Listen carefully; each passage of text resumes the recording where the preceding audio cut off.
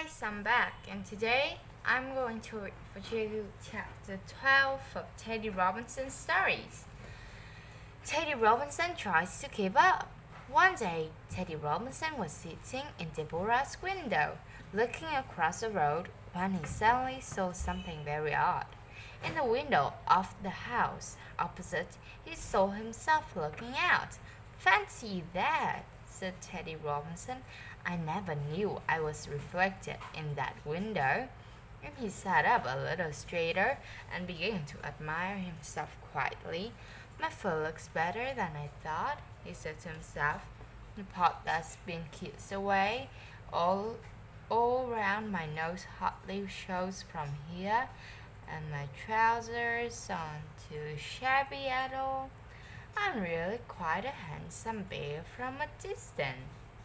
Then he was very pleased to think the people over the road had such a fine view of him. But a little later, when he looked across again, he had another surprise. He could see quite clearly it in the reflection of the window opposite that he had a hat on, a large round red beret with a bubble on top. "That's funny," he said to himself. "I don't remember Deborah putting my hat on. Anyway, my hat doesn't look like that. Can't she have bought me a new one and put it on my head when I wasn't looking?" Yes, then Deborah came running in. "Hello," said Teddy Robinson. "Why, I have got this hat on." "What hat?" said Deborah, surprised. "Haven't I got a hat on?" said Teddy Robinson.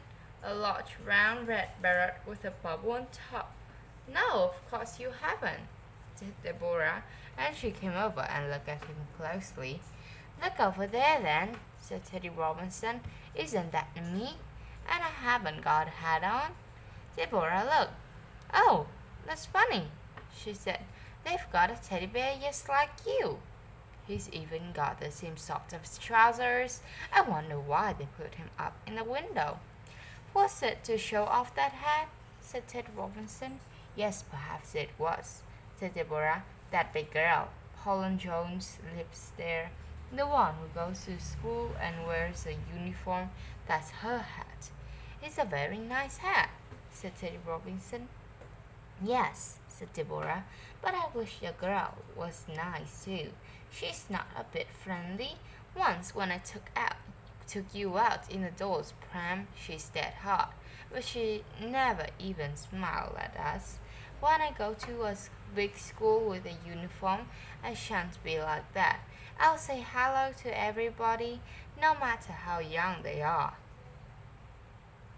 Teddy Robinson stared across the other bear.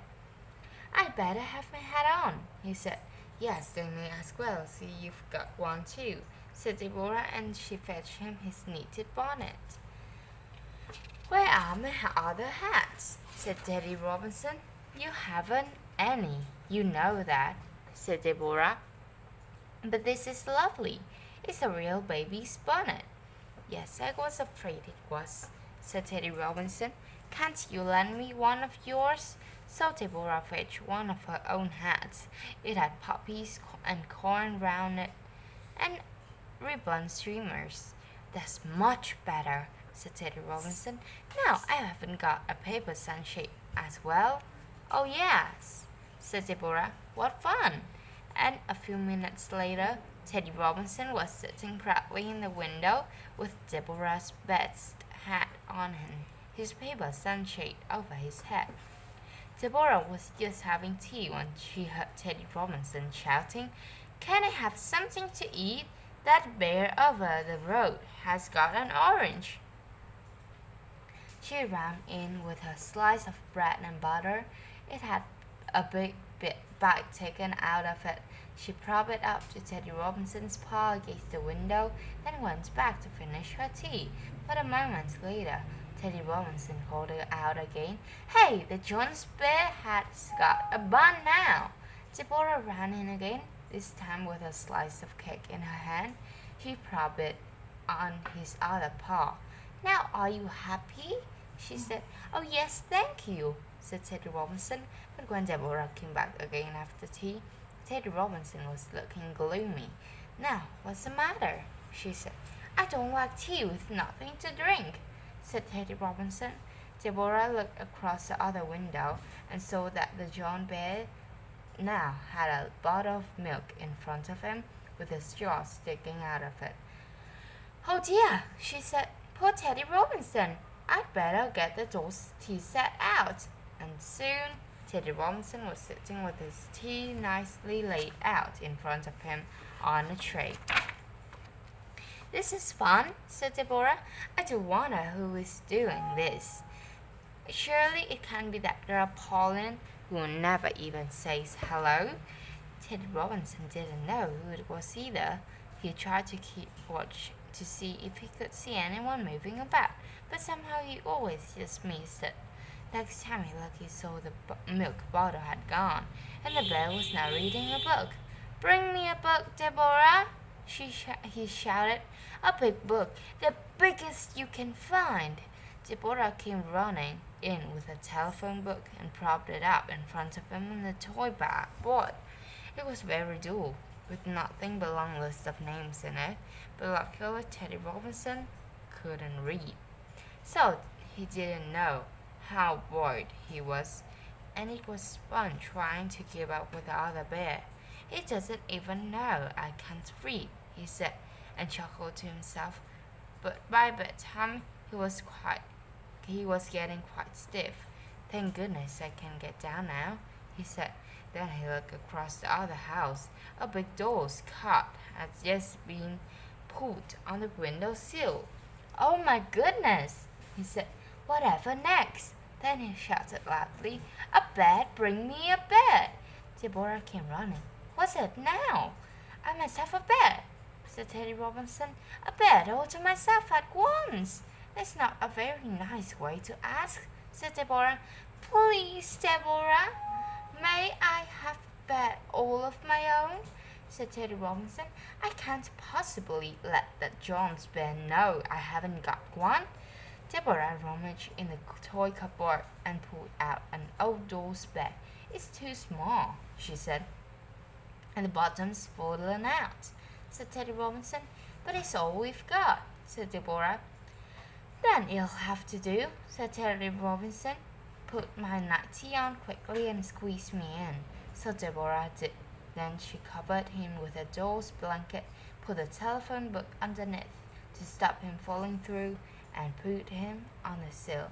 "Are you comfy?" she said. "No, thank you," said Teddy Robinson, "but at least I'm glad I've got a proper nightie, and I don't have to go to bed in my trousers." "I wonder if they can see it," said Deborah. "Shall we hang my trousers up?" said Teddy Robinson. "Then they'll know I haven't got them on." So Deborah found a dress hanger and hung Teddy Robinson's trousers up in the window for everyone to see, and Teddy Robinson lay underneath and thought how funny they looked without him inside them. And then Deborah kissed him and got into her own bed. Usually Teddy Robinson slept there too. Sometimes he pushed his way down in the night until he was right at the bottom of the bed and as warm as toast. But tonight he was very cold. The blanket was far too small, and he couldn't move an inch. He had a dreadful night. When at last Deborah came for him in the morning, he was too stiff and sleepy to sit up straight. But Deborah was very bright. She said, "Oh, do look, the John's bear is having breakfast now."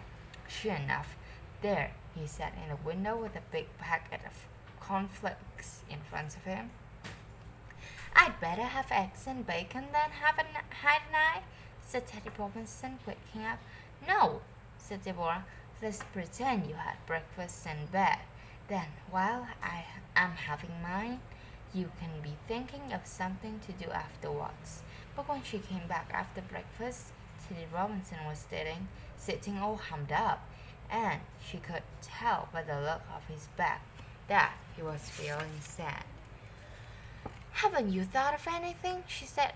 "No," said Teddy Robinson, "and I'm not going to. I'm tired of I'm tired of trying to keep up with the Joneses. They go too quickly for me. Look over there now." Deborah looked across and saw that the Jones bear was now wearing a shiny blue party dress with a big puffed sleeves and a blue satin ribbon tied in a bow between the ears. "Oh dear," she said, "we haven't anything as grand as that. Shall I put on your best purple dress?" "No," said Ted Robinson sadly. "Do you see what he's got beside him?" Deborah looked again. "Oh, a dear little doll sewing machine. Aren't they lucky?" "Turn me round," said Teddy Robinson. "I shan't look any more. I think he's showing off. I don't like bears who put on airs." And he began singing with his back to the window. "Teddy bears who put on airs are not the bears for me. Bears are best, not overdressed. In pants perhaps, or yes the vest, but not the clothes you wear for best. They are better fat and free. A friendly, free and easy bear, a cozy, jolly, teasy bear, is always welcome everywhere. Fair and furry, fat and free, that's the kind of bear to be, like me." After that, he stuck his tummy out again and began to feel better. "Lift me down," he said to Deborah. "If the Jones bear only wants to see what things I've got, then he doesn't need to see me at all. We can leave all my things in a window for him to look at. Then go off on our own to a desert island and be very happy with nothing at all. Why didn't I think of it before?" So quickly they arranged all his things in the window. They hung up his nightie, his best purple dress, and his trousers on 3 little dress hangers. They hung his paper sunshade and his knitting bonnet from the window ledge. Then they took a sheet of cardboard, and Deborah wrote on it in big black letters, "Gone away from it all," and they propped it up from the window, in front of the window, on the toy blackboard. Then they all went away. Hours later, Teddy Robinson was lying on his back in the middle of a small round flower bed in the garden. He had no clothes on at all, and a gentle breeze ruffled the fur on his tummy.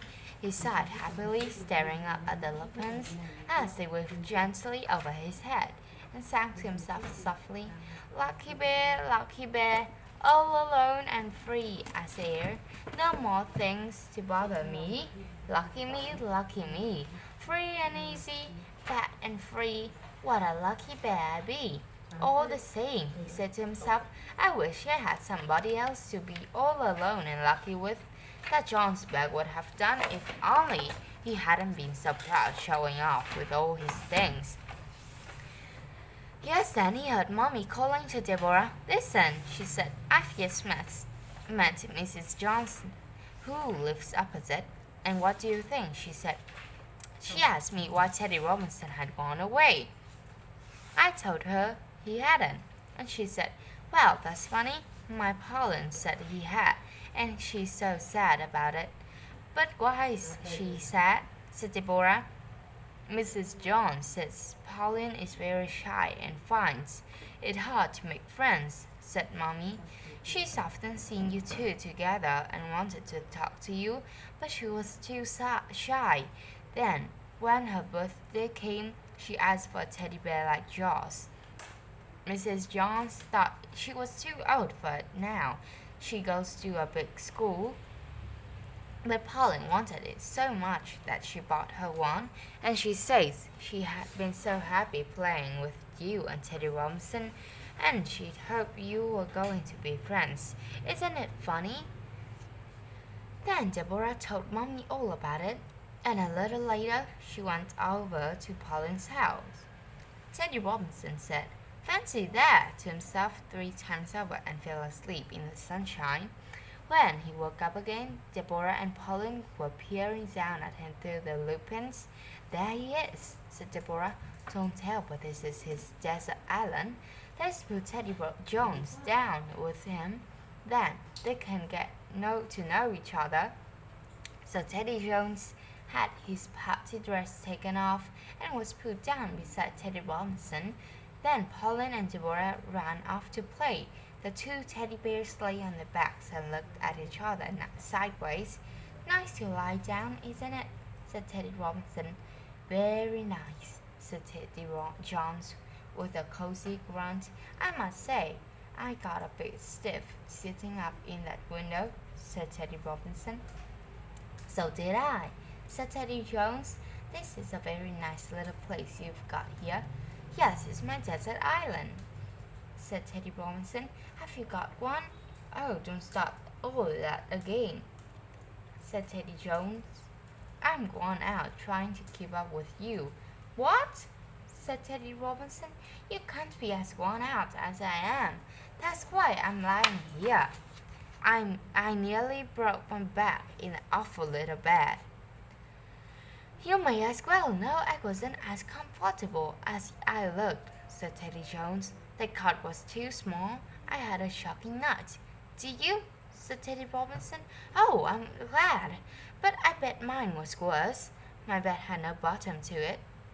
Now I'll tell you something, said Teddy Jones. That hat wasn't mine. I borrowed it. Mine wasn't mine either, said Teddy Robinson. I only borrowed it to keep up with you. But why? Said Teddy Jones. Fancy a proud sort of chap like you trying to keep up with me. I'm not a proud sort of chap, said Teddy Robinson. I thought you were. I'm only me. And I'm only me, said Teddy Jones. Well now, isn't that nice? Said Teddy Robinson.